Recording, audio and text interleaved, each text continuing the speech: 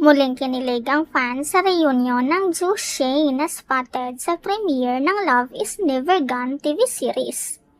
Matatandaang, sila ay nagkasama noon sa PBB kung saan crush ni Joshua noon si Jane. At si Loisa Andalio naman ay nagsiselos sa kanila. Doon nabuo ang Ju Shane na siniship ng fans. Matagal na iyon ngunit ang kanilang chemistry ay hindi may pagkakailang sobrang lakas. Ayon kay Jane, first time nilang mahabang magkasama sa PBB. Nasundan iyon na nang may ginawa silang movie, ngunit siya ay nabitin sa sobrang ikli ng kanilang banding.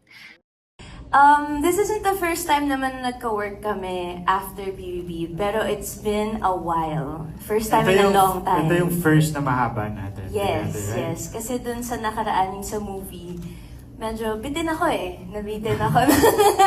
Nakadalawang araw lang ako doon. Hindi, meron na tayong una na saan ka na kailangan kita.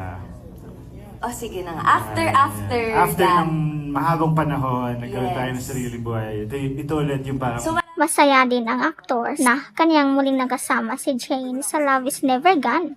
Aniya ay sobrang comfy nila sa isa't isa. Ikaw, anong masasabi mo dito? Nakakatuwa din na ma-reunite ka dun sa mga dating ka-housemate mo, di ba, sa BBB. And then, sobrang comfortable na sa isa't isa. I don't know why.